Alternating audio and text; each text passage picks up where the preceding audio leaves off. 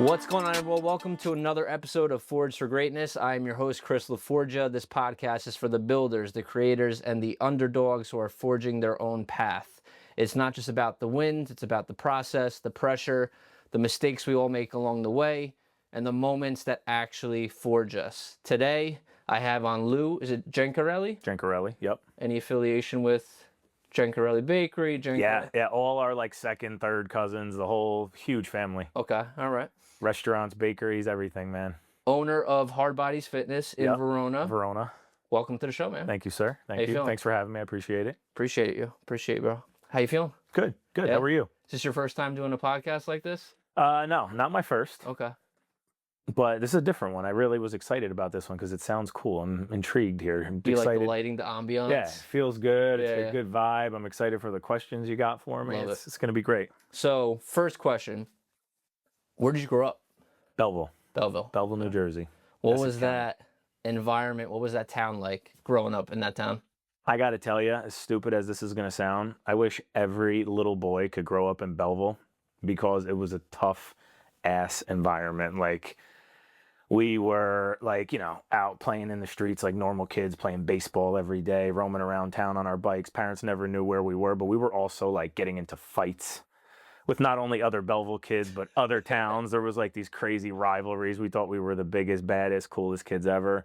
And that made us tough. It made us like, I feel like ready for what was coming next in life. So I think Belleville is a great, maybe not anymore. I don't know how it is now. I haven't been there in a long time, but great place to grow up during my time. You ever seen The Outsiders? Yes. I honestly compare it to that all the time. Really? Me and my whole group of friends, we say that all the time. There was like two groups, right? What were they called? What were they called? Was it South Side and North Side? Or no, it was like the, oh man, what was it? I can't remember. The cool kids were the, I think they used to call... The Socs were like the preppy kids. Yep. Like the rich kids. Damn, what were the cool kids? Like the Patrick Swayze side of it. The greasers, that's what it was. Yeah, we were totally the greasers. And the Nutley kids, believe it or not, which I lived for, after we got married, that's where we lived for a few years. But when I was a kid, the Nutley kids were like the rich kids. They were also pretty tough. They gave us a run for our money, but they were like the rich kids who like we fought and had a little rivalry with. And we're all friends now. Okay. It's been good. Good times. Came full circle. You went from enemies to friends. Yeah. All right. Yeah, and you know what was weird back then? Even though like we fought and had our differences, we would like kick the shit out of each other, fight. And we didn't really like hate anybody. Like we were kind of like still like friendly with these people in a weird way. Like if they fought like another town or something, we would be like right there behind the Nutley kids. It was so weird how it was, but it was just like a tough... So paint a picture for me, okay? You beat the shit out of somebody and then you just said, oh, hey friend, let me help you up there. Yeah, kind of. Actually, you know what? I got a story about that. This one kid, I'm not going to say his name. I might tag him in this video though if we post it. Beat the brakes off this kid so bad to the point where I was like afraid. It was at a party, at like a house party, so everyone was getting a little crazy. Beat this kid up so bad. He was unconscious, sleeping on the sidewalk, on the street.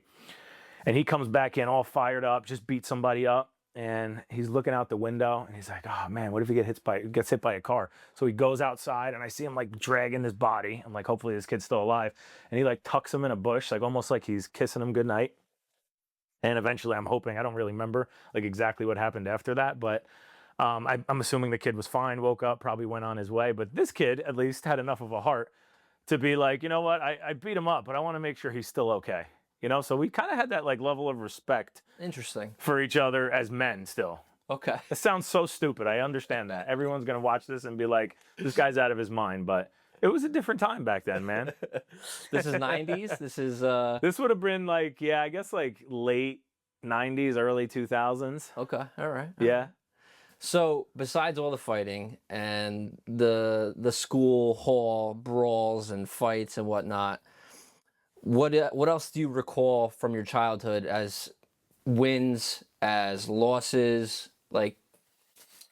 From like the similar stuff that we're talking about, I feel like it taught you, because believe me, we weren't always on top winning and beating people up. There are times, like even not just about fights. I don't want to make it sound like we were animals fighting every day, but even just like playing sports and doing normal like guy things, it kind of teaches you how to like get beat up a little bit or lose and just come back. It teaches you how to fight. Okay. You know what I'm saying? Like it teaches you that that's kind of what life is going to be about. Yeah. You know, you're going to 100%. get knocked down and you can't let it stop you or slow you down. You still got to just get up and do it again. You got to put one foot in front of the other. And tomorrow morning, you got to do it all over again, whether it was a good outcome or a bad outcome yesterday. Love it. Love it. So what was your early taste of success?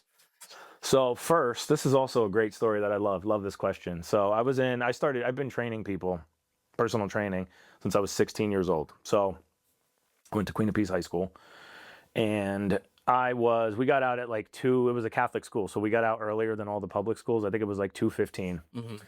And I just got a job at Gold's Gym in Totowa at the time. So I was rushing out of school, racing up to Totowa, working full time as a personal trainer from 3 to 11 o'clock at night. And I did that all through high school. So I was like full time as a personal trainer while I was in high school. And as it got to like, I guess it would be junior year when you're applying for colleges and stuff like that, I had guidance counselors, teachers telling me like, all right, this is cool. Like you're working full time, which is amazing. You're making good money, obviously, but you got to like think about it. You got to get a real job. So like maybe you could pursue physical therapy or maybe look into being a chiropractor. They were trying to give me ideas of things similar to like what I was interested in. And, you know, I did kind of explore avenues like that. And then eventually it got to a point where I kind of thought, and no disrespect to any other career here, but I kind of like had a moment of clarity when I was like, man, I guarantee you, like, I'm making more money than this guidance counselor right now. So like, how is this not considered a real job? You know, like that was when I kind of realized like I'm already successful. Like I could take this and do what I want with it. You know what I mean? Yeah. So that's what made me just go on full steam. I didn't even apply to any more colleges. I got my like exercise science, all my certifications, whatever I needed to be at like the top of my game. But then I just pursued that full force, the whole fitness thing. So this was 16, 17 years old? Yeah, like by the time I was like 18, 19, probably like just graduating or just out of high school, one way or the other, I was like full steam, like fully booked, had a waiting list of clients that were waiting to train with me. Yeah. I was also a competitive bodybuilder at that time. Interesting. So I was training like some guys that were like almost professional already as their trainer. So I was getting like pretty well known in the space. That's awesome. That's awesome. And this is all in New Jersey, or did you travel? Yeah, all New Jersey, a little bit New York. Okay. Like I trained some of the New York guys that were like competing at the national level back then, but mostly local Jersey guys. Gotcha. What were your first losses during your childhood, like that 15, 16, 17 phase? And what did those losses teach you? So before the whole bodybuilding thing, I probably started working out around like maybe, I want to say it was like lifting weights wise, maybe 13, 14 years old. But before that, my whole childhood, I was a martial artist. Okay. So like back then the karate tournaments were big. We were like fighting at tournaments every weekend. Big deal. It was a lot of fun. So I was into that and boxing, and I lost a lot. Like I could confidently say when I first started the boxing / martial arts thing, I was by far like the worst one in those classes, like so bad to where I think they probably won't admit it. Like I'm still in contact with all the teachers that I've had through all those years. And I don't know if they would admit this, but I guarantee you they were like, oh my God, what are we going to do with this kid? He's got 2 left feet. But because I was like the turtle, not the rabbit, I was the slow guy, like having to work so hard at everything and put in all this work. I started with so many kids that were like Bruce Lee from day one. And by like year 2, year 3, I was passing all these kids up because of all those losses I was taking, just like getting my ass kicked or just trying to learn something new, that I looked like a moron trying to do it. And they were like doing backflips their first try. You know what I'm saying? So stuff like that always kept me like humble, because I was like, all right, I'm the guy that sucks, but I'm going to make sure that I figure this out. Like I'm going to put the work in. I'll stand in front of that mirror and throw the same punch 5,000 times until it looks like a proper punch. Almost like a Kobe Mamba mentality. Yeah. Put in more reps than the best guy would. Yep, exactly. That's what the martial arts teachers used to they used to say the turtle versus the rabbit winning that race, like that stupid little story we read as a child. The rabbit's like really good, man. He's like running laps around you, maybe even running circles around you, still beating you. And that turtle just keeps trucking and trucking and trucking. And he's putting in all the hard work that you didn't have to do because you were so good that you didn't even know what it felt like to suck. True. And this guy is dissecting it so fine-tuned, like so deeply, because he can't figure out the right way to do it. So the turtle, as long as he doesn't give up, usually wins that race. For sure.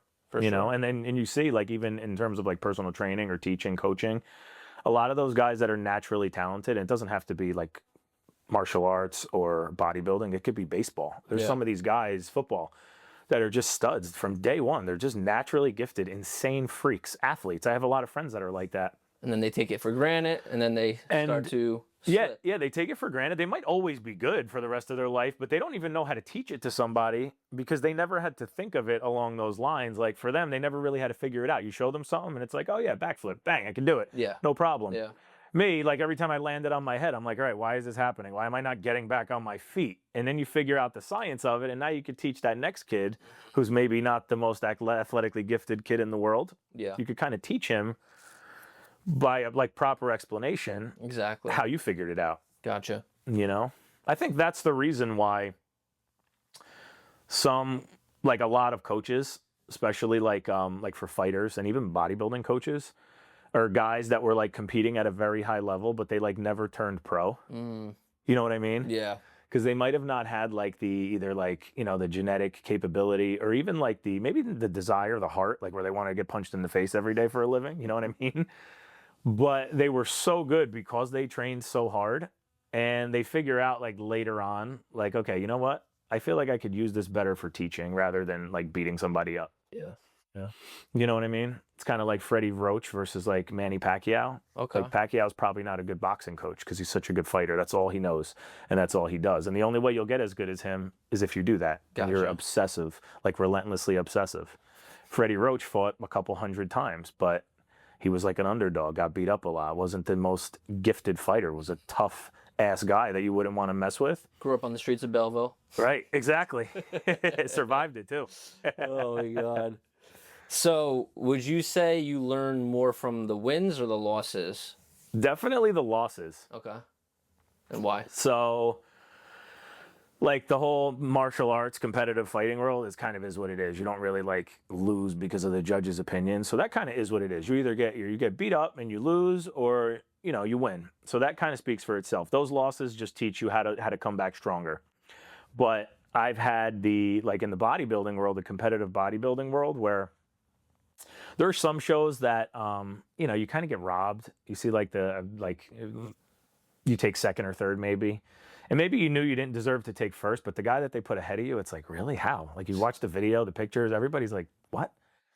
But then again, there's also shows where like I won and they gave me the overall title, and there's like a monster in my weight class. And I'm like, dude, I walked in here like expecting to lose to this guy. Like I was training for second place. Yeah. Yeah. Yeah. So you kind of get like those undeserved ones that they kind of is what it is. You take them and you roll with the punches. Those, like I said, it is what it is. But when you're like truly defeated, at least like in the sports that I've been involved in, I kind of like think about it like, I don't know if you ever saw the movie 300, I'm sure you have. Yes. The Spartans call it the perfect death, right? And I kind of like really looked forward to having like a worthy opponent. Like I welcomed the loss. You welcomed the challenge. Yeah, like I wanted to be beaten by somebody who was good enough to beat me, because like the other ones, you know, like sometimes they give it to you, sometimes they kind of rob it from you. I always think of movies as people are talking, and I just thought of Rocky 3. And you know how Mick set him up in all these matchups. All the matchups were bad. Right. They weren't necessarily good, like good. Yeah, matchups. like it was just fighting all the bums. Exactly. Yeah. Yeah. That's what I just thought of when you were talking about that. And like I went through that, like especially at a younger age. Like I still actively, I've always done martial arts even while I was bodybuilding my whole life. And I've actually left certain training camps because I was like the big fish in the pond. Like if I'm like every day we're sparring and I'm like the top dog and everybody's like, oh dude, you got to show me this, you got to show me that. And I'm just like beating everybody up. Mm-hmm. Some people like that because it feeds their ego, but I just knew that it wasn't not only making me better, I would start to suck. Like I would start having problems in my own skill level from training people like that. And I would go back to like my original coach who I trained my whole life with. Mm-hmm. And he'd be like, yeah, why are you doing shit like that? Like, I know I didn't teach you that. Where'd you get that from? Yeah. And I was like picking up dumb habits from training with the guys that like weren't as good as me. You know, and this isn't an ego thing. Like I would have no problem going to places like that and helping those guys. But like if I'm still competing, that's not the environment that I can be training in. It's only going to bring me down. Yeah. No, 100%. You know? Before we move on to the business, as a child, who did you look up to the most who were your role models, your mentors? You just mentioned somebody that was a mentor for you. Yeah. But so I had a few because they were in like all different aspects of life. Mm-hmm. So number one would be my father, just because he was just a great, he's still alive, thank God. Very hardworking, good man, smart as hell, like sharp as he's owned so many different businesses. I can't even begin to name them. He's owned a lot. Had a very successful auto body business, car lots, stuff like that. That was like his main thing, but he's gone into a lot of business ventures. He's like the entrepreneur of the century, can make anything work. But also balanced all that and being a great dad, was always around, great husband, great father, did whatever he could within his power to give us a good life. So that's number one.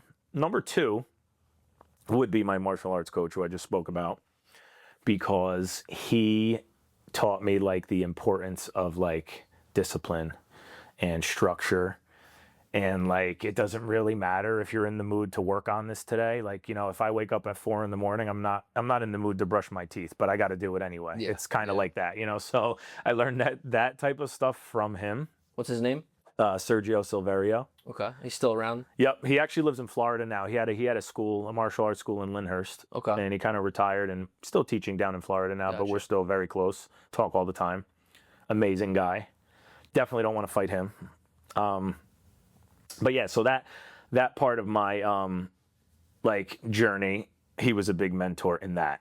And then as far as like the fitness industry, this one's gonna surprise people because I don't talk about this a lot. But like a mentor to me opening up the gym was actually a guy named Bob Bonham. I don't know if you know Strong and Shapely. That's a gym in East Rutherford. No. It's still there. Somebody else owns it now. But when he owned it, it was like the bodybuilding capital of New Jersey. Like anytime the pros were in New Jersey, that's where they went to train. Mm-hmm. So when I was training like I won like a bunch of like Mr. New Jersey, Mr. Garden State, like all these local titles. Yeah. And then that qualifies you to compete at the national level now. So I did the Mr. Junior USA, Teen Nationals, Mr. USA, like all those national shows. And once he I don't know really exactly how he heard about me, probably through my coach, who was Dave Palumbo. I'll probably tag him in this too if we post it. But either way, he got my name on his radar, invited me to come train with him at his gym, or come train at his gym, not with him. And I took him up on it. I trained there for a couple months, and he would kind of really not be like up my ass or trying to give me tips. He would kind of just be like, "Oh yeah, come find me in my office. We'll chat after you're done working out. We'll talk." And it would just be normal, like, "Hey, how you feeling? How's the diet going? What do you want to do after this? You know, you're probably not going to make money in bodybuilding, even if you go pro. Like they really don't, unless you're like Mr. Olympia, you don't make money." So he was a good mentor in terms of like helping me understand the sport. Also, I constantly picked his brain about like what he did running his gym, how he started the gym, how he kept it going, how he was evolving, because things were already like changing. Like back when he opened the gym, bodybuilding was huge. Like in the 80s, 90s, it was huge. And then now it's kind of like a very popular. It's like a very select few, like 1%ers that can do that, just because it's gotten too intense. Like these guys are competing at 300 pounds now. It's like it's not even like normal for people to be like this, you know. So it's definitely like a much smaller population. So he taught me a lot about how he's had to like pivot and kind of like change the course of the business and like restructure it so that like you could kind of market it or make it comfortable for like normal people and women to go there. So he was like a good business mentor. Gotcha.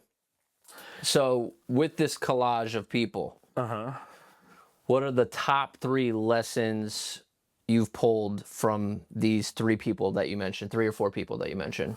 So I would say, doesn't matter how tired you are, if you're in the mood to do it or not, don't feel bad for yourself. You got to get up and do it anyway. Doesn't matter what your feelings feel like. You got to go do it. Number 2, there's nothing in the world that can outwork consistency. So you can't skip something, whatever it is, for 3 weeks. And then day 1, try to spend 3 hours doing it, thinking you're going to catch up on it. Can't beat the consistency of it. And number 2, 3, sorry. No matter what it is that you're going for, whatever it is that you've decided that you're going to tackle, you should have your heart and soul poured into it. And you got to keep fighting the good fight even when it gets ugly. Love it. I love it. Because a lot of people like spread themselves thin. Like, oh yeah, I got this now, and I'm going to try to open up something else, and I want to do this. Maybe I can make more money on the side. If you put all that energy into the one pot, your business would be growing. You know, you don't necessarily need like a side hustle. Yeah. If you put that energy that it takes to do that into this one thing, you can make it really nice. There's a saying like a lot of people want like 7 streams of income. Yeah. You can only get to 7 streams of income once you've mastered one Exactly. stream of income. Yeah, if the first one doesn't feed you, Exactly. you can't try to snack on all the other ones. It doesn't work that way, you know? For sure. For sure. So let's transition now to the business. When did that whole journey start? So I mentioned before, I was at Gold's Gym in Totowa from like 16 to probably, I think I was like 18 years old by the time I left there. And by this time, they've already made me, so I was still training people full time. I was like the head trainer. And at this point, probably, yeah, like 18 years old, they made me the general manager. So I was training people full time, but also running the gym. Then that family who owned the gym at the time was in the process of selling it. And the new owner coming on was actually a member of the gym. And I don't want to say like I didn't like the guy, but I didn't really know him well enough to like trust him. He was trying to keep me on and, you know, help with the transition of it. But I really didn't want to take like a risk of, I just felt like he didn't know enough about the gym industry. So I moved on and I worked at a place called Platinum Fitness, which was in Verona at that time. And every day, so all my clients basically followed me there. And at this time now, so I lived in Belleville still. So I'm driving from Verona to Belleville, back and forth, right? And I kept passing this one building. It was abandoned. I mean, not abandoned, but for sale for maybe like a year at least that I knew about. And every time I drove past it, I would kind of like in the back of my mind, very quietly think like, oh, that'd be a cool gym. That'd be a nice gym over there. And the one day, I don't know what happened. It just kind of hit me. I'm like, you know, I should call the sign. Like there was a sign with a phone number for sale by owner. I'm just going to call and see what the hell they want for it. So I called, talked to the guy. He was the original owner of the Verona Plumbing Supply Warehouse. That's what my building was before we turned it into a gym. So I called him. The guy was like in his 80s. He was up there. The business itself was there for like over 100 years. Damn. Family business as a plumbing supply. He just kind of gave it up. Didn't want to do it. And I said, look, it's got to be brutal. I knew what taxes in Verona were. So I said, it's got to be brutal. Covering these taxes, let's make a deal. Let me take this building off your hands. Long story short, we got a smoking deal that would never happen again. I don't even think what I paid would be a down payment on a building anywhere in New Jersey nowadays, right? Wow. So it was good timing. This was what year? What year was this? This would have been 09. Okay. And this was right after the last time I competed in I don't know if it was the Mr. USA or the Teen Nationals maybe. One of those shows, but that's when I decided like I'm done. This sport's not going to pay me. We were making a little money back then, like magazines were still out, so we were making like photo shoots and making money on stuff like that, but I knew like the sport was going to be a dead end. So I was like, you know what? I'm not going to be competing anymore. This is fun, but it's not going to bring home the bacon, you know? But you were still feeding your pockets doing the personal training. Yeah, that was always my full-time thing. Got it. Yeah. But like retiring from the competition side of it is what made me start thinking like, okay, business. Let's see what we could do here, you know? Because, you know, I was smart making all that money as a high school kid, plus the photo shoots and the sponsorships and everything. I was smart enough to save a good amount of money at a very young age. So I was like kind of ready to put it somewhere to work, you know? Got it. So the reason why I bring that up is that's what kind of gave me the balls to call this guy and be like, all right, maybe I could swing this, you know?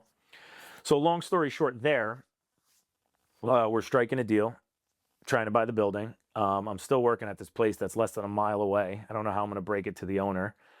And just trying to keep that going for as long as I can, still training my clients. But then it got to a point where they found out, word got around, they approached me. I wasn't going to lie to them. I said, look, yeah, I'm sorry I bought that building. And I do plan on opening a gym there. You know, it is what it is. And about maybe like a year later now from there, took us to where it was like fully remodeled. It was a beautiful gym. The equipment was coming in. And when we opened up the floodgates, they just poured in. Like it was amazing at the support we had from the beginning. There were a couple gyms in the area that were kind of like poorly run, being let go. Yeah. So I think a lot of that initial surge was just people trying to get out of places that they weren't happy with. And the one I worked for was one of them. They were doing like a lot of, they were trying to like, this was like when Planet Fitness was new. So they tried doing the whole like $10 a month thing, and they got rid of like all the good equipment and brought in like a cardio factory. So people were just unhappy. That was a big reason why I was looking to do my own thing. My clients were like unhappy there. It wasn't like I just left because I wanted to screw them. You know, it was they were forcing me to make a change. Yeah, yeah. And after all that, you know, shit got real really quick, because then you don't like, even though we had a really strong start, it was not easy. It was probably at least 2 or 3 years before I was even like making a consistent paycheck, just because of all the overhead I had now. I had no employees for a couple years, so I was there from 5 a.m. to 10 p.m. Well, me and my sister, we opened it up together. Gotcha. So she would like come in at a certain time. I would come in to relieve her. But we were both basically there all the time, 7 days a week, until we had employees. So that killed us the first couple of years. And then when we got the ball rolling, we brought in more trainers. Slowly but surely, it starts to build up. Now, like, we're at the point where we have like 2,500 members. So it's a strong, healthy membership. Nice. And getting to that point is like what people, like, it looks great now that you see the full picture and you see how we're doing so great now. But the struggle that it took to get there, I'd be lying to you if there weren't multiple times that I was like, did I make a mistake, or what the hell am I doing? Like, it's easier to work for somebody else. Do I want to keep working here for free? Do I want this responsibility? Yeah, like literally everything I was making was paying property taxes and a mortgage now. And when equipment breaks, buying the equipment, it was like crazy. There was a couple years where I was like, am I losing my mind? Like, should I not be doing this right now? And, you know, that's when it's important to be positive and keep fighting, because it's real easy when you're rolling in the paper and making money. Oh, yeah, it's great. Life is great. You're being positive. Anyone can be positive at that time. But when stuff gets hard, that's you reach a point where you almost kind of might feel like you're at rock bottom or close to it, and you don't realize that, like, you put the shovel in the ground one more time, and that's where the gold is. You know what I mean? If you walked away at the scoop of dirt before that, you would have never found the gold. So that's kind of what I always kept in mind. Like, you know, I love that analogy. Yeah, you just don't know how close you are. And believe it or not to go off topic here, but people quit their fitness journey when they're so close to that. It gets hard. In the beginning, it's fun because it's new to you, especially if you haven't been working out, or if you've been working out on your own and you're doing it wrong and it gets boring. And then you got somebody like one of us who's teaching you the right way. And now all of a sudden it's fun because you're seeing results. Like, it is intoxicating when your body composition changes. Like, when you see it happening, it's purely intoxicating. So people love that, right? But then you hit that point where it's like a year later now, 2 years later, and you're like, oh my God, I'm at the gym every day at 5 a.m. doing all this cardio. This sucks. And a lot of those people could get lazy, start falling off the wagon, quit maybe, or at least like not be as consistent. And you just don't realize, like, you were this close to the reward. Yeah, like to that next step that you've been trying to get for the past 2 years. And you just screwed it all up by screwing it up, you know? And now when you come back, because you will come back to me 6 months later and say, oh man, I've been drinking, partying every weekend. Now we got to start from scratch again. Now we're starting from zero. Yeah. That's the problem most people have. They quit just before it's about to get good. I have a few questions for you. On this journey, what was the first taste of success? You mentioned the surge of business that came in within the first year or two. And what was the biggest mistake, challenge that affected not only the business, but you on a personal level as well? So the first taste of success was basically from like day one, when I saw like how many people were just flooding through the doors. I was like, oh, this is going to be great. We're going to be rich. This is going to be amazing. And then you start getting a taste of like what it's like to actually pay bills. And it's like, okay, whoa. So that was like the first taste of success, even though it had to bring me back down to reality. What was the second question?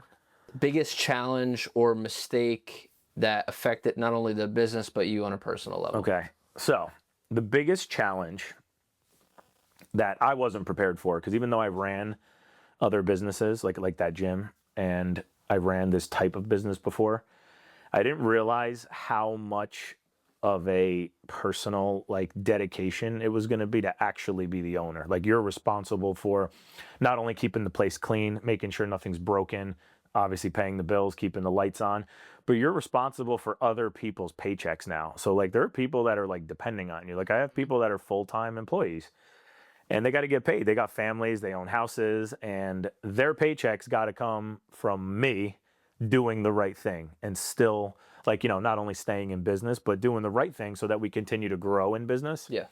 So like having that on your shoulders was, I wouldn't call that like a mistake, but that's something that like I wasn't prepared to deal with. So that was hard for me the first couple years.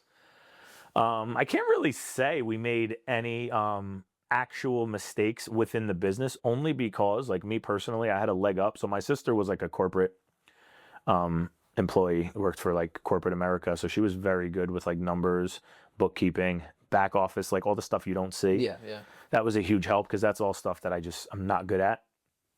But I had a leg up coming from other gyms. Like there would always be like little things like, oh, it'd be nice if this gym had this, or they should really like get rid of the turf that nobody uses and let's put like a whatever in that area. So I did like a lot of things that not only I complained about, but other members would complain to me about because I wasn't the owner at the other gyms. Yeah. So like a lot of things like that dictated like how I was setting up my layout, how I was going to run the gym, the type of things I was going to offer. So because I saw like the few things that were done wrong in other places, I had a really good idea of like what the customer really wanted. You fine-tuned everything. Yeah, yeah. So in that sense, I can't really say we made any like business mistakes. Obviously, we learned like certain things along the way that maybe didn't work out so well. The one mistake you will make in business though, which we're all guilty of in the beginning, is that you cannot make every single person happy. You have to have... Say that a million times. Yep. I try my best still to this day. But at the end of the day, you know, in a reasonable way, you have to have like an ideal client type of customer that you want to attract. And you can't get into the whole like, oh, like they're doing it cheaper up the street, or can you give me a better deal? You can't get into that, even though I want to make everybody happy and I want to make everybody a part of the family here. There's a certain level of service and quality that we offer, and I can't do it for $10 a month. Like if that's your budget, right? You're going to have to go to a Planet Fitness because I can't give you the level of quality. Like I can't provide a gym that's that clean and equipment that's never broken. Like people that come to my gym will tell you if a cable snaps, like normal wear and tear, whatever, any of the machines, something, treadmill's not working. Yeah. It's never ever broken for more than one day. There are times where it's fixed in an hour. Wow. Right? I can't keep up with that and pay out all that and pay all the cleaning services we have and give you like state-of-the-art equipment. We buy new equipment every single year. I can't do that if I'm charging $10 a month. Yeah. No. So there's like an unfortunate reality of like, do I want you to become part of the family? Every single person? Absolutely. But this is what we offer, and this is what it costs me to be able to offer this. Got it. Yep. So I feel like a lot of businesses make that mistake of like, oh, we're running a special so we could attract this demographic, and then we're going to make it 10% cheaper, 50% cheaper. And that's what starts to devalue what you do. And you see it happening. Like a lot of these cheaper gyms that are $10 or $19 a month, they're starting to close down left and right because they're even learning, like they're not maybe providing the level of service that we are. But even with giving less, you could barely keep up with it for that kind of money every month. Yeah. You know, and I feel like that's the number one thing I see in all businesses, not just gyms. Gotcha. Is they try to attract the customer with a price instead of, like, even my trainers. I don't have them like, I don't know how old you are, if you ever went to like New York sports clubs back in the day. There would be guys, like sales guys, actual sales guys, dressed in suits coming up to you while you're working out. Like, dude, you got to I think I've heard of that. I think I've heard of that. I got to get you in my office. You're never going to get this deal again. We got personal training packages. You're never going to get in this in cheap. fucking in a suits. Full-blown suit. Looked like a car salesman. So what I'm trying to say is the reason why I'm bringing that up, I don't train my trainers to be like salesy and sleazy like that. Like I teach them how to give the best possible training experience possible, and to solve that, whatever that person's coming to you for, you need to solve their problem. Your job isn't to like sell them more of something or try to trick them into buying something. You need, as long as you solve that person's problem, the value of what they're paying for completely takes care of itself. Like when we get to that point and people are like, oh, what does it cost? Price is irrelevant at that point because these people already know like, oh, damn, this guy's, finally I found someone that's going to give me what I need. Yep. I love that. What was your aha moment?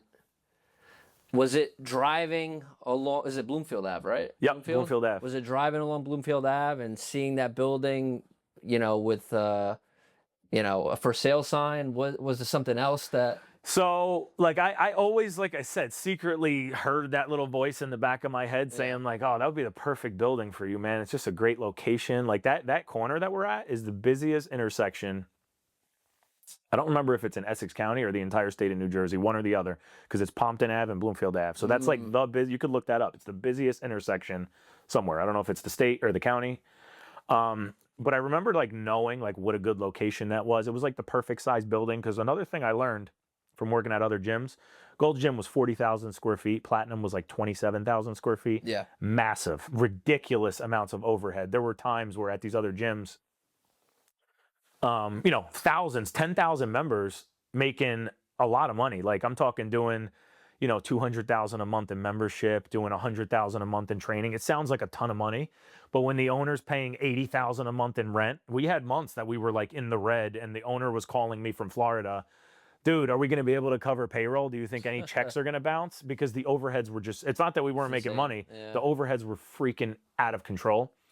So I always knew, like, I got to be 10,000 square feet or less. Like 10,000 square feet was perfect because it's big. It's like still looks big. You can fit everything you need, but it's small enough where the overhead's not going to eat you alive. So that was like the first thing that made me look at that building, and it was just like, whoa, perfect. You know, what's full capacity in a 10,000 square foot? At one time, you're saying? Yeah. We could probably comfortably have like 200 people in there at once. Gotcha. Okay. Without it being like annoying. You could have more than that, but then you're like kind of waiting for equipment and stuff. Yeah. Thankfully, I don't think there's ever really more than like 80 or 90 people in there at once, because we have long hours. You know, we're open from 5 a.m.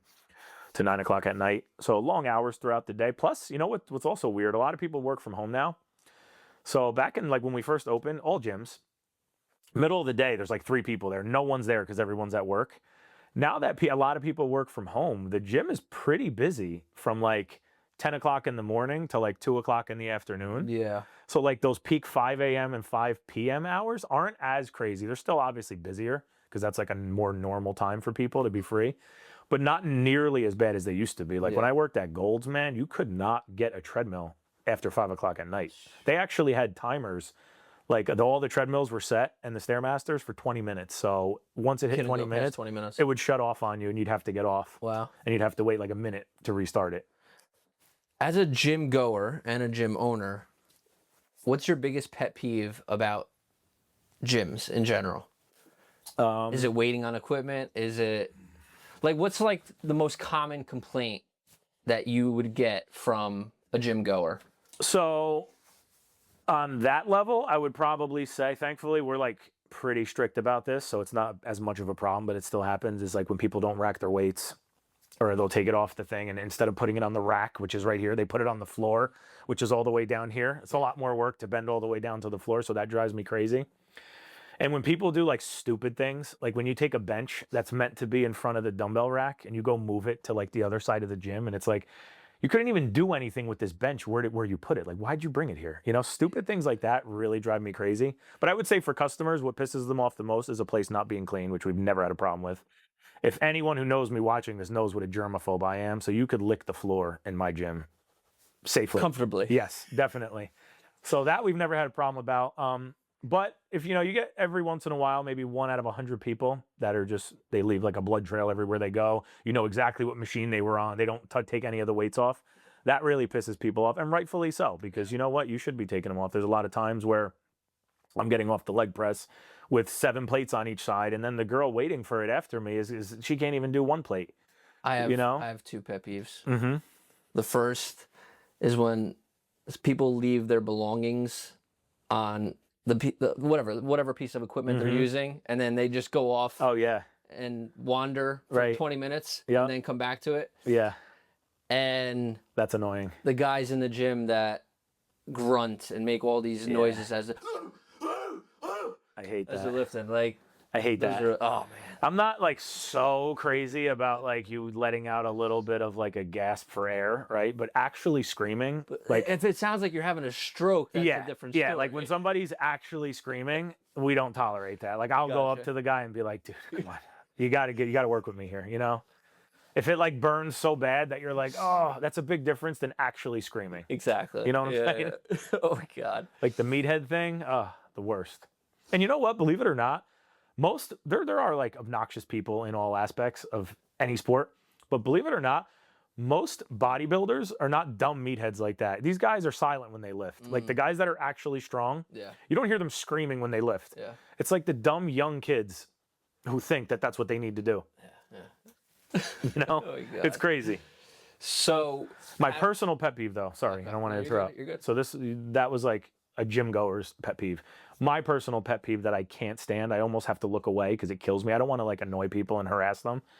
But when I see somebody that's like self-taught, and it's usually the guy, believe it or not. It's not like a girl that just came to the gym for her first time or a 16-year-old kid. It's like the dude who's been working out for 20 years and has looked the same for 20 years, who thinks that he knows how to work out. And they're doing something like so wrong form-wise to where like it hurts me to watch. Like I could feel the back pain from it. You know what I'm saying? Yeah. That's the thing that irks me the most. But again, like you can't like go up to people and offend them and be like, dude, you're doing that wrong. You're going to get hurt. Especially a guy like that who actually thinks he knows how to work out. Like he's not going to take that lightly.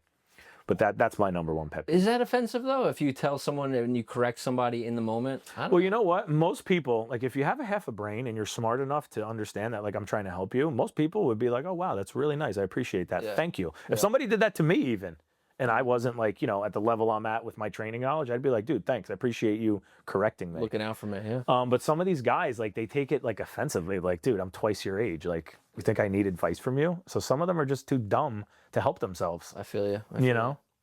How do you define success today versus how you define it back in the Outsiders days? So success for me, believe it or not, I think this is why we are so successful, because for me, it was never, ever, ever. And this sounds stupid because like a 19-year-old kid, usually you would think has no business beginning like a passion project. But that's always what this was for me. This was never like, oh, I want to be a bodybuilder or I want to own a gym because I'm going to get rich. I'm going to make all this money. Like I always knew, obviously, to survive in life, I need money. But it was never like, I want to do this so I can make $1 million a year. It was more like, this is what I want to do because this is what makes me happy. This is what I fuels you. Yeah, this is like what I really know what I'm talking about in. This is what I'm really good at. I forgot more about training than most people are ever going to learn, literally. So I just knew that that was like where I need to be. And I feel like because it's like a true passion project for us, that is why we're so good at it. And that's also why we've achieved the level of success that we're at, because we don't look at things as like, all right, how could we scale this into an extra 1,000 members? It's more like, how could we make the personal training experience better? How could we make the members who don't train feel more comfortable at the gym? Like, what could we add? What kind of pieces of equipment, or how should we change the layout so that people have more space and they're more comfortable? It was always more about the customer experience rather than like, oh, let's run a special and it'll bring in an extra 1,000 people by cutting the price in half. Like that was never really our focus. It was always about like, the culture. Yeah, like we grew the business by having growing the culture and creating just the best experience that people are going to have. Like we've gotten so many people that do come in as members from, you know, being at other gyms for 20, 30 years, working with trainers for just as long. And they're like, oh my God, Mike is like the best trainer I've ever had. Or I'm working with Steph now and she's amazing. Like I wish I came here 10 years ago. Yeah. So I think we're doing a pretty good job at just really making sure the experience is what people need. Top notch. So I don't know if you answered the question. What was the question again? I'm sorry. I go down the rabbit hole, bro. I told you, you got to stop me. So success as a child versus success now. Okay. So the definition of success as a child to me, the picture in my mind was like, all right, I'm going to own my own gym one day. I'm going to have my own office, and that's going to be great. That's really all I cared about. Kick your feet up. That's it. Yeah.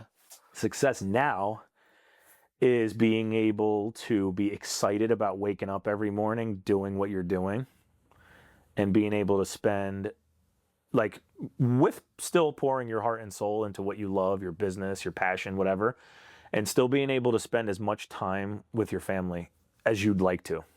That's the definition of success for me, because I could be working a hell of a lot more than I do. I could work around the clock and probably make triple what I'm making now and never see my kids. And that's not like the definition, like all that money wouldn't make up for that. Yeah. No, 100%. You know what I mean? How many kids do you have? 2. Love it. So that's how old are they? 7 and 2. Oh, perfect, dude. Yep. Yeah, I have a 2-year-old too. So it's the best. It's the best, man. Best thing ever. So Before we get to the Forge 5 questions that I ask every guest, if this was a video game and you have to get to level 30, what level are you currently at, and what is it going to take to get to level 30? So, sorry, say that one more time. It's a video game, you said, right? So, video game. You know, you played like Nintendo back in the day, and so the highest level is 30. The highest level is 30. What level are you currently at in life, in business, in general? And what is it going to take to get to level 30? Love that question. So I'm very proud to say, not to pat ourselves on the back, we're definitely at level 30, and we're going the other way with it. Like, I could speak for both myself and my partner, Stephanie, my sister, who I mentioned before. We are definitely like at the top of our game, and we've completely maximized what that building can do and the square footage can support.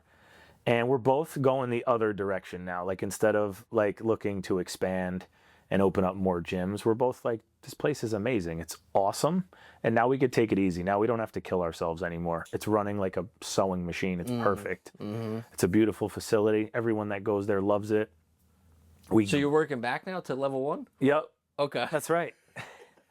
All right. Getting better by doing less now. Okay. Interesting. I love that answer. You know? Different. It's a different answer. Yeah. I feel like too many people are obsessive about like always wanting more. And I think you got to stop and smell the roses and appreciate what you have. Because you know what? I'm very proud to say that I don't need more. Okay. I have everything I need. I don't need more. There's no other ventures, no other passion projects that you have? Nope. Not for me. Not yet, for me. at least. Yep. Okay. Interesting. 100% content where I'm at. Love it every day. As much as people think I'm crazy. People ask me all the time, dude, I can't believe you're still here before the gym opens. Like, I'm there working out before the gym opens. I wake up at 4 a.m. every day. And I can honestly say I'm excited to wake up and go do my workout, get in the gym. Yeah, yeah. I'm just like still excited to be there and be doing that. You know? Let's switch it up on a personal level. Level 30, ideal level to be at. What level are you currently at on a personal level? I would say I'm also at 30. Okay. Because now I got my kids, my beautiful wife. I got everything I could possibly want in life. Love it, man. That's awesome. That's awesome. Truly, truly blessed that I can't complain. I can't say I'm really like wanting or desiring for anything more.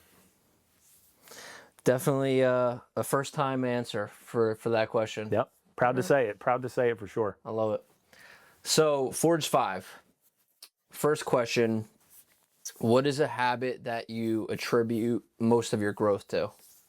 Most of my growth, a habit. So, believe it or not, I think the habits came from mostly, like, people think it was from like the bodybuilding days because everything is like so structured, regimented when you're training, when you're eating. I think it actually came from the martial arts side of it because like training for a fight is just hard work. It's a lot harder than getting ready for like a bodybuilding competition. So by the time I went that route, the discipline for bodybuilding was real easy because like as a martial artist, so much of it is mental and like energy focused. Yeah. So like I mentioned before, like sucking at it and having to figure out like, okay, on Monday, Wednesday, Friday, I'm going to work on this, and that. And then I got to run 10 miles every day before I work out. That's just my warm up. I had all this crazy shit to do. Like I had to fit into a day, which some days was like 6 hours worth of training. So like the being forced to get all that in just so I wasn't always the guy that sucked, built these like life habits of like being regimented about like anything I need to do. Like even something as stupid as just the other day, I had to fix something on one of the machines. Most people would be like, yeah, tomorrow while I'm there, if I'm not busy, at some point I'll do it. Yeah. I put it in my schedule. Like at 12:30, if I have a little break in between clients, at 12:15, I'm screwing in this nail. You know what I'm saying? So I'm just like very regimented about, even when I pay my bills, if I get like my property tax stub, I'm a huge fan. Like if this is the envelope, I'm only touching that thing one time. Like I'm opening the envelope, writing the check, putting it in the mailbox. I'm not going to. You don't pay online? No. I'm old school. I use checks. Right. You know what it is? We pay so much in taxes to live in New Jersey. I refuse to pay the 2% convenience fee to pay it online. I'm not fucking doing it. I don't care what anybody says. I pay enough. That's hilarious. You know? I'm not doing it. But yeah, so I have a a rule. Like I don't like letting things lay on the counter for 3 weeks. Oh shit, I got to pay that. I forgot about that. I'm very productive and like structured about like when things need to get done, you just got to get them done in the right order at the right time. Very old school too. I love that. So what is a failure that you're most grateful for? Failure. An actual failure. That's a tough one, man. Can't really think of one, to be honest. Can't really think of a true failure because like there are things that fall apart in life. Is it getting your ass getting your ass? I didn't look at those as failures. Like to me, I grew every time. I didn't care if it was just like a smoker, like you know, what I mean by that is like an unsanctioned fight, like that was just like at a school or something. Or like a fight, like a pro fight, like a low-level pro fight in Atlantic City with all my friends there. Yeah. I didn't care winning or losing. I always learned from that experience. Like I would always know why that guy beat me. You know what I'm saying? So I never looked at those as failures. I used to look at it, that used to give me more fuel to train harder next time. Gotcha. You know? I mean, failures are lessons. So yeah. Maybe that was... That's how I always saw them. Like even when relationships in life fall apart, some people look at that as a failure, whether it's like a girlfriend or a really important friendship that you thought was important. I don't think those are necessarily failures when they don't work out. I think no matter what, no matter how painful it is while you're going through it, you kind of later on, you're like, oh man, thank God that happened. Like I would have been screwed if I stayed with that girl, or I would have been screwed if I was still friends with this kid. He's in jail now, you know? Yeah. Things like that you learn later on, like, wow, that wasn't a problem at all. Thank God that person did me a favor, you know? Like, so maybe I don't view failures. I know it sucks to not be able to answer that question because I'm sure you kind of answered it though. I'm sure I've failed at things, but I've always taken them as lessons. Let's come back to it. All right. What is one truth you wish you learned sooner? Truth. Nobody cares. You're going to open a business one day, people watching this, and you think that people are going to see, especially friends of yours, so-called friends, acquaintances, all these people you know, they're going to just run through the doors and support you. And they'll be the last ones that ever come to your business. Some of them might never even see what it looks like inside. Also, people that maybe you don't know, you think that like because you're working so hard and you're grinding it out, trying to make it work, still nobody cares. You got to fight through it, not feel sorry for yourself, and create the best product that you can to solve that person's needs. Like even if it doesn't have to be fitness related, obviously, if you do roofs, you better give that person the best roof on their house that they could possibly have. What's the normal time frame? They last what, 20 years? Yep. A good roof? Yep. A well-built roof? Yep. 20 years at least? Yeah, it better make it the whole 20. You better give them that, you know what I'm saying? Yeah. And I've learned that so even though nobody cares, the bright side of that is as long as you're always doing the right thing and you keep fighting the good fight, it always works out. No matter how bad it gets, you fight through it, you stick it out, and it always works out. Love it. When things get overwhelming, stressful, chaotic, probably on an everyday basis, right? As a business owner. Oh, yeah. What do you do to stay grounded? So this happens to me all the time just because there's always a lot going on. You know, things are breaking. This person has a problem with this. An employee doesn't, whatever, there's an issue. The first reaction, you just want to put your head through a wall. It's like I say it to myself all the time. I don't have time for this. Like, you guys got to give me a fucking break, you know? But then you calm down, stop and smell the roses, and you look around. And again, I think it's so important to just always be practicing gratitude. That might seem pointless in the question that you just asked me, but I always ground myself and like, you know what? I don't have it so bad. Yeah. You know, I got a beautiful gym, a thriving business, all these great people on my team that work here. It's really not so bad. This is like a minor hiccup that by tomorrow I'm going to forget it even happened. You know, I think we get overwhelmed in the moment because again, like that's a big deal to me because I have to deal with it, but nobody cares. That's not a big deal to anybody else. Yeah. You know, so you got to get over it, pivot, move on, handle your business, and then it's the end of it. And just be grateful for the good things. Yeah. And then, you know, later on in life you learn, like now I've learned the past like 5 years, I would say I'm better about this.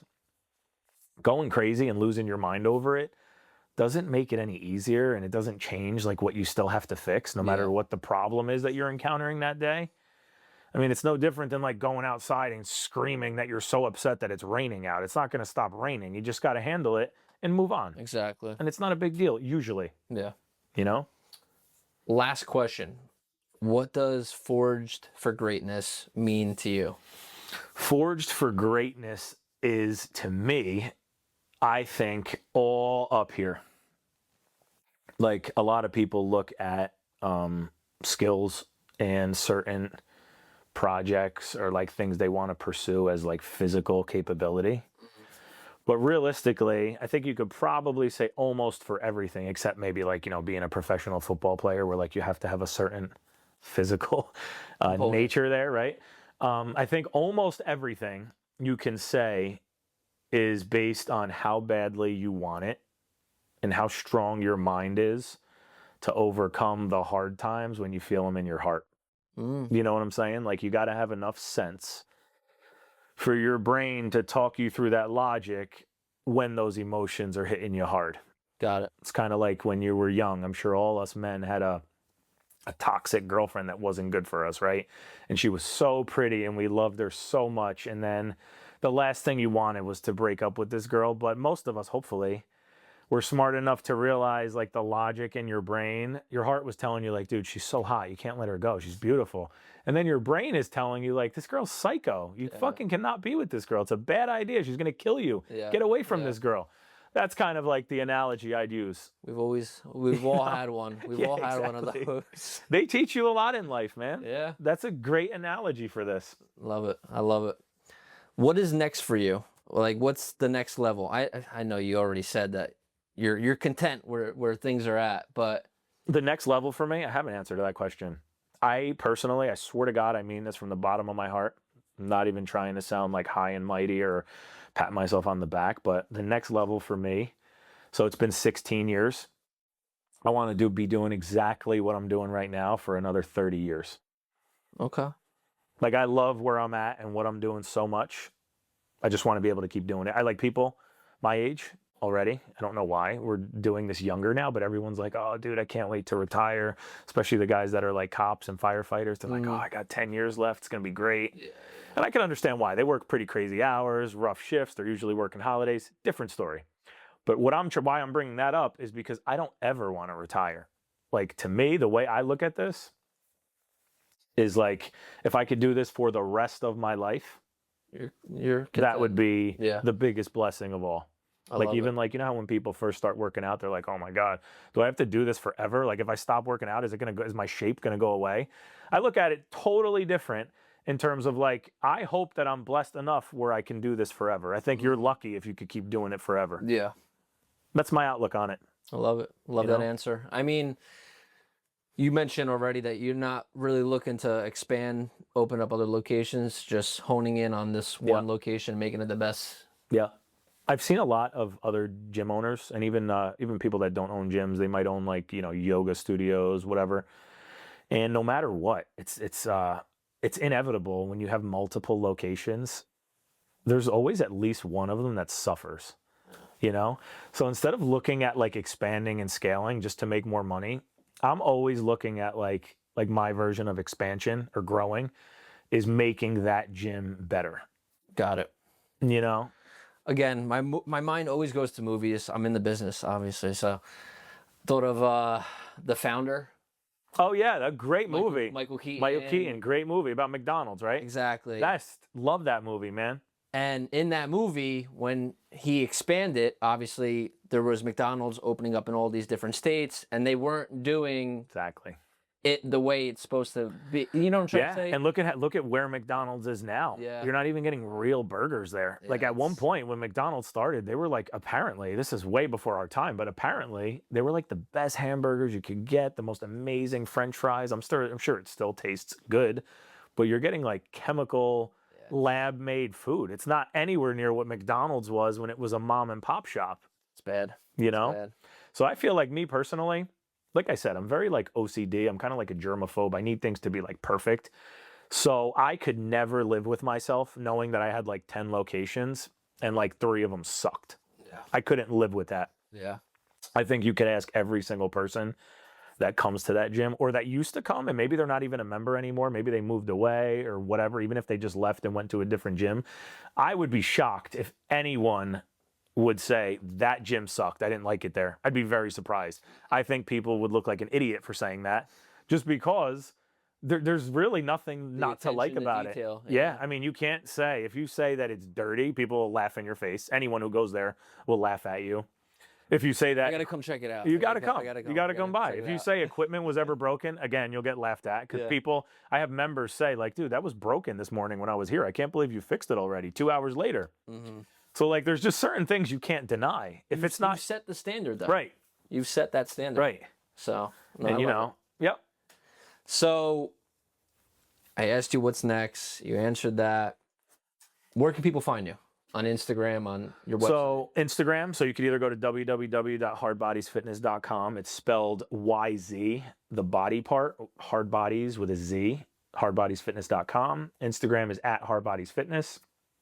The Instagram, people also love that the Instagram is always managed by either me or Steph. So anytime you want to send us a DM, I literally get workout questions there and I answer them all the time. Like, hey, what should I do?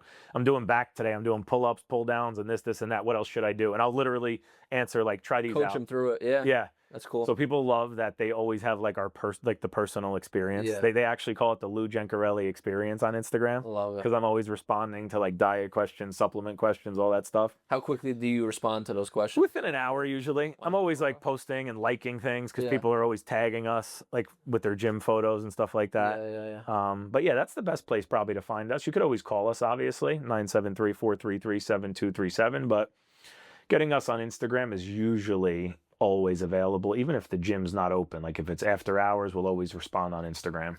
Love it, man. Appreciate you, bro. All right, bro. Appreciate you coming on, man. Awesome. Thanks for having me. It was fun. Man. So guys, remember, that's the end of today, but greatness is not given, it's forged. And if all the viewers found value in this podcast, drop a like on Instagram and Facebook. Comment on YouTube. And comment on YouTube. Is that good? Did I forget anything? Take two. Okay. All right, ready? 3, 2, 1. Okay, guys, that's the end of the podcast today. Just remember, don't forget, greatness is not given, it's forged. And if you viewers found value in listening to this conversation today, drop us a like, comment on YouTube, Instagram, and Facebook. If you or someone you know would be a great guest. If you or someone you know would be a good guest or a good fit for this podcast, send them on down. Not bad. Not cool. Bad. Appreciate you, bro. Yep, no problem, man.